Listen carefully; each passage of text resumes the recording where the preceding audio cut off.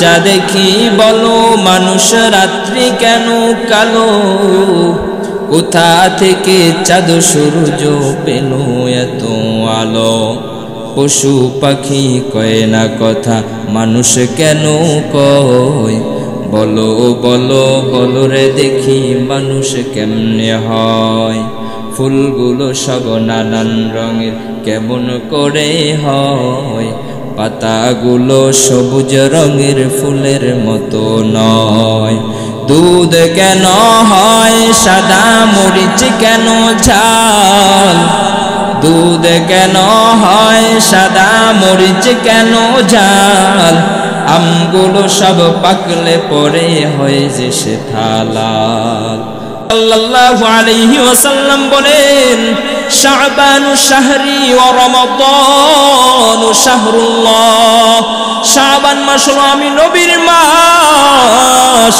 আর রমজান মাস হলো আল্লাহর মাস সুবহানাল্লাহ ও মুসলমান শাবান মাস রাসূলের মাস বলেছেন আল্লাহর রাসূল বলেন আমি নবীর যেমন সম্মান শাবান মাসেরও তেমন সম্মান বলেন সুবহানাল্লাহ এই মুসলমান ইমানদার আল্লাহর গোলাম এই শাবান মাস এবং রমাদান মাস দুইটা মাস হলো ইবাদতের মাস বান্দা একটা বছর আমাদের কাছ থেকে চলিয়ে গেছে টেরও পাই নাই কোথা থেকে একটা বছর চলিয়ে গেছে ঠিক না বেঠি আমার মনে হয় এই কিছুদিন আগে রমজান গেছে আবার এই রমজান আসিয়া পড়ছে ঠিক না বেঠি অনেকেই বলে হায় রে হায় আবার দিয়ে রমজান আইসা পড়ছে কিছুদিন আগেই তো গেল এখন আবার রমজান আসিয়া পড়ছে ইবাদতের মাস আসছে রে মুসলমান পরীক্ষার মাস পরীক্ষা দিতে হবে আল্লাহর কাছে 11টা মাস আল্লাহ তাআলা তোমাকে কত সুন্দরভাবে তেল খাওয়াইয়া খাওয়াইয়া পটকা বানাইছে ঠিক না বেটি এবার বান্দা একটা মাস আল্লাহ তাআলার জন্য কে কে দিতে পারবা সেই পরীক্ষা আল্লাহ তাআলা নিবে ইবাদতের মাস আল্লাহ তাআলা বলে ওয়া রমাদান রাসূল বলে ওয়া রমাদান শাহরুল্লাহ রমজান মাস হলো আমি আল্লাহর মাস কার মাস আল্লাহর মাস যেই বান্দা রমজান মাসে ইবাদত করবে আল্লাহ তাআলা নিজ হাতে তার প্রতিদান দেবেন বলেন সুবহানাল্লাহ as-sawmu li wa ana ajzi bihi যেই বান্দা রমজান মাসে রোজা রাখবে আমার আল্লাহ হাদিসে কুদসির ভিতরে জানায়া দেন আমি আল্লাহ তাআলা নিজ হাতে তাকে প্রতিদান দিব বলেন সুবহানাল্লাহ ও মুসলমান ইমানদার আল্লাহর গোলাম এই একটা মাস ইবাদতের মাস ইবাদতের মাসের ভিতরে বান্দা ইবাদত করতে হবে খালিস ভাবে ইবাদত করতে হবে রোজা রাখবা তারাবি পড়বা নফল ইবাদত করবা 170 বলেন সুবহানাল্লাহ এই যে ইবাদত করবা কেমন ভাবে ইবাদত করবা আল্লাহ তাআলার ইবাদত করলি তো হবে না ইবাদতটা তো কবুল হওয়ার মতো হতে হবে ঠিক না বেটি বান্দা তুমি সারা জীবন ইবাদত করলা মাথায় দাগ বানাইয়া ফালাইলা কপালে দাগ পরাইয়া ফালাইলা কিন্তু কোনো লাভ হইল না আল্লাহর দরবারে তোমার ইবাদত কবুল হইল না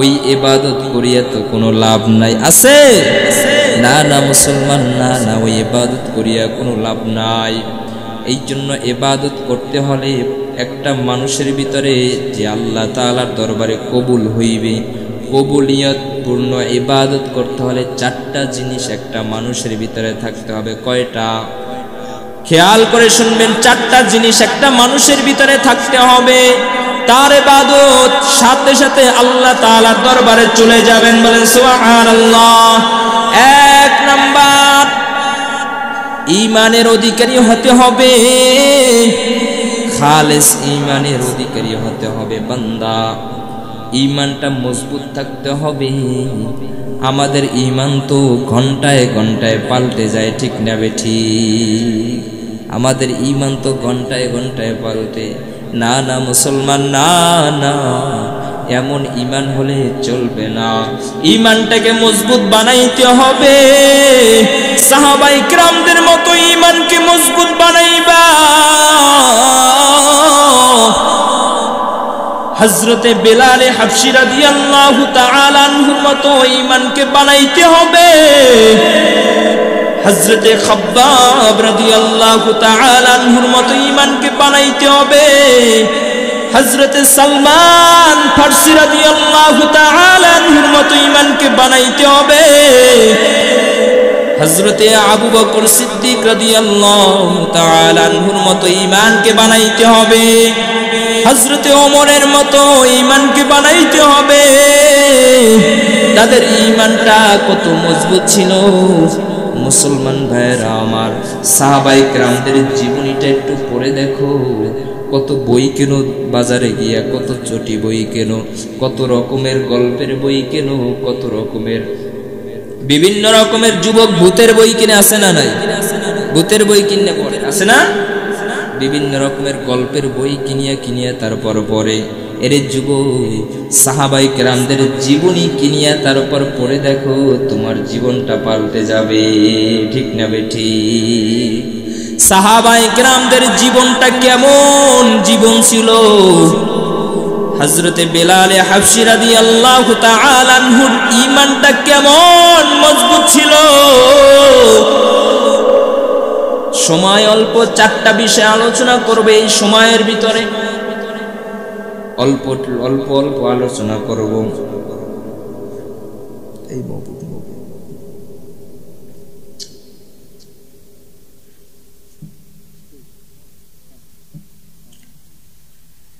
এক নম্বরে ঈমান। বেলাল হাবশী রাদিয়াল্লাহু তাআলা আনহুর ঈমানটা কেমন ছিল? বেলাল হাবশী রাদিয়াল্লাহু তাআলা আনহু একজনের গোলাম ছিল, তিনি হলো উমাইয়া। কে? উমাইয়ার গোলাম ছিল বেলাল। বেলাল রাসূলের নিদর্শন পাইয়া, রাসূলের সুহবত পাইয়া, রাসূলের সাথে থাকিয়া বেলাল রাসূলের হাতে হাত দিয়া কালেমা পড়ে মুসলমান হয়ে গেছে। কিন্তু মুসলমান হইছে কেউ জানে না, রাসূল জানে আর বেলাল জানে, আর দুনিয়ার কেউ জানে না। বেলাল হাবশী রাদিয়াল্লাহু তাআলা আনহু উমাইয়ার গোলাম, উমাইয়ার কাজ করে, আর বেলাল ফাঁকে ফাঁকে আমার মালিকের গোলামি করে। বেলাল যখন উমাইয়ার গোলামি করে, বেলালের মুখের ভিতরে আল্লাহ তাআলার নাম জারি করে দেখে, আল্লাহ আল্লাহ আল্লাহ আল্লাহ আল্লাহ আল্লাহ আল্লাহ। বেলালের মুখের ভিতরে আল্লাহ তাআলার জিকির।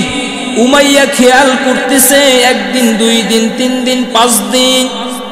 একদিন উমাইয়া বলতেছে, বেলাল কি ব্যাপার, তোমাকে তো আমি অনেক দিন পর্যন্ত লক্ষ্য করতেছি, তুমি আমার কাজ করো আর জবানের ভিতরে কি যেন তুমি ঠোঁট নাড়ায়া নাড়ায়া, জিহ্বা নাড়ায়া নাড়ায়া তারপর কি যেন তুমি বলতে থাকো।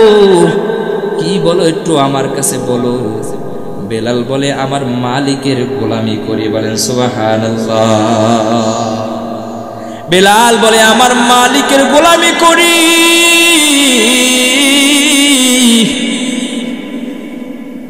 উমাইয়া শুনিয়া খুশি হয়ে গেছে। উমাইয়া মনে করছে যে বেলালের মালিক তো আমি উমাইয়া।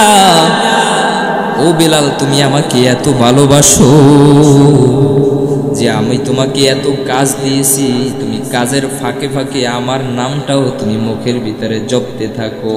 বেলাল বলে, রে উমাইয়া, না না না, তোর মতো বেঈমানের নাম আমার বেলালের মুখে না। আমার মুখে তো আমার মালিকের নাম,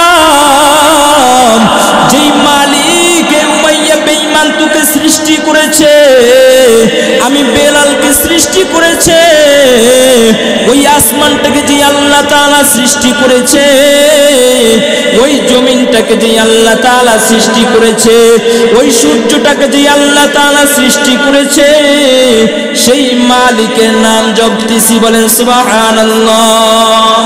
আশিকারা মিল্লাত মজহব জুদাস আশিকারা মিল্লাত মজহব খুদাস বেলাল তো আল্লাহ তাআলার আশিক হয়ে গেছে বেলাল এই কথা বলার পর উমাইয়ার মাথাটা গরম হয়ে গেছে এই বেলাল তুই কি শুনাইলি তুই নাকি মুসলমান হয়ে